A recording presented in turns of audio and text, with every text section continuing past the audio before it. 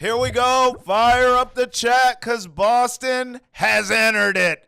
And we all know the story of Game 4. The injury status of Kristaps Porzingis. Well, here you go from the horse's mouth right on Twitter or X, whatever the hell you call it these days. Good dub tonight. D. White is special. Thanks for all the support. Will be good. Flexing on him. Great news, Kristaps Porzingis. And then, of course, the outpouring of support and sacrifice from the fans. Look at this. Take my calf, bruh.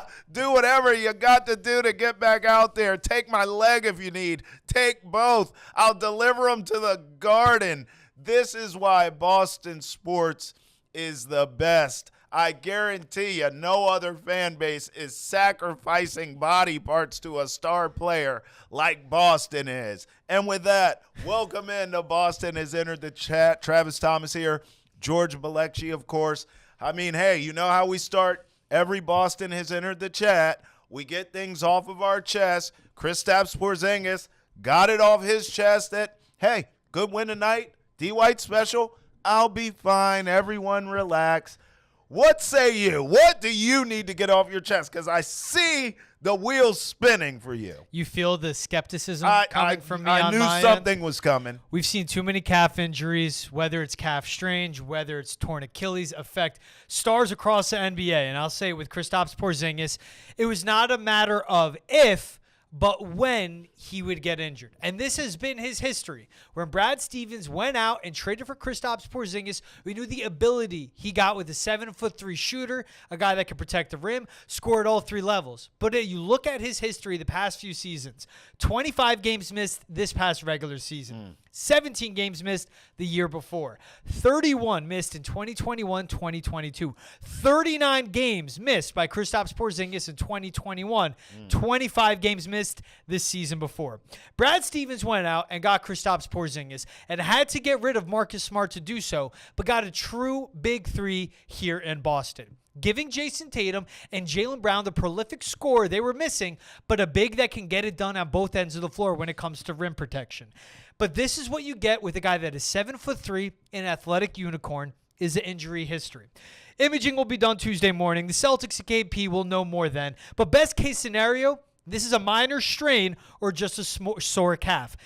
Worst case scenario, this could be something much more serious. This is a guy at his size with the demand on his body, both ends of the floor. Injuries can linger and become more. It's always been, can you win a title if Kristaps Porzingis is not in the picture? And there's only two people that hold the answer to that one. It's Jason Tatum and Jaylen Brown. And they need to find the answer soon, because even if Kristaps Porzingis comes back, he'll be playing a game almost every other day for the next month and a half. And the Jays are the only ones that can pull the Celtics out of this. They put all their chips in one pile to get Kristaps Porzingis, but still, this team goes as far as Jason Tatum will take them, and Jaylen Brown's going to have to pick up a lot of weight on this one too. Ooh, coming in hot on a Boston has entered I the said chat. it from the get. You know, we were giving grades. We were saying what this team's going to do, what are our predictions, and I couldn't give you anything with my full heart without saying, but is Kristaps Porzingis going to be there come mid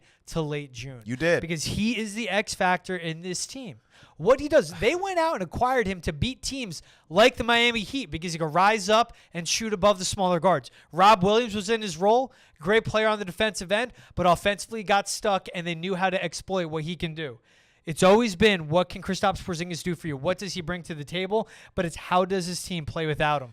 And the scariest part of all for me, it was a non-contact injury. We saw him tweak his left ankle to play before on Tyler Hero's foot. He rolled but then simply just trying to put the ball on the floor and begin some action, tweaked his right ankle, and it was the reaction for me that scared me the most. Pulling the jersey above his face. Yeah. This is a guy that's seen a lot of basketball, experienced a lot, being at the pinnacle, playing in the Mecca in New York, carrying that weight on his shoulders, and he didn't work out there. And that's fine. He had to get mature.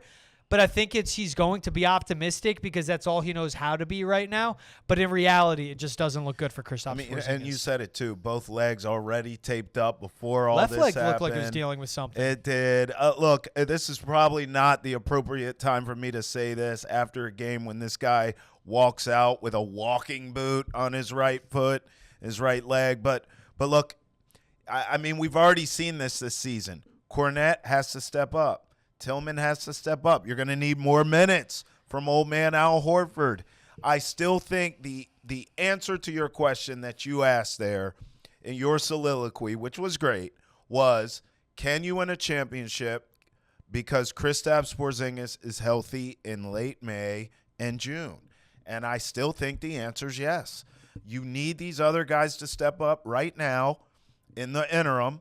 He's going to be out. Obviously, he's not going to play the rest of the Heat series. We already know, however long it goes, and we both assume, and we'll get to this, that they get this done in 5.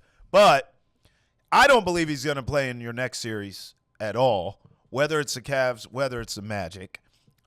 Look, I'm not a doctor. I just play one on Boston, has entered the chat. And, if I were a betting man, which I am, I would bet that he's not going to play next series. You will not see Kristaps Porzingis, in my opinion, until the Eastern Conference Finals. And then we can have this combo because I know what you're going to say, and I agree. What percentage is he? Yeah. What Porzingis are we getting? Maybe he's on a pitch count in the Eastern Conference Finals. I don't know. We don't know. But I am going to assume he's back for that. And then when you need him to be 100% healthy, because even without, let's, for the sake of this conversation, George, say Kristaps Porzingis is held out purposefully of the Eastern Conference Finals to ensure that he's healthy, or maybe he comes back on the back end, depending, what games you get into. You start getting into 5, 6, 7 here, maybe you need him back. So let's say you get him back late or not at all for the Eastern Conference Finals. You must have him for the finals. I still believe as though you will.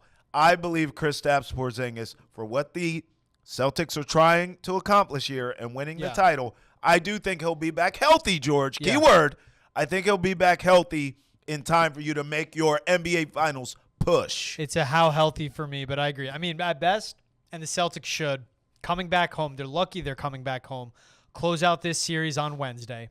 And then the Cavs Magic, at best for them, that series wraps up Friday. You will see the Celtics on the floor again the following Monday, May 6th. 5 more times. That's a full week for Porzingis. Yep. But I agree. He's not playing this upcoming series. Cavs Magic, those are teams you can handle. Yes. Take them down in 5 at 6 at worst.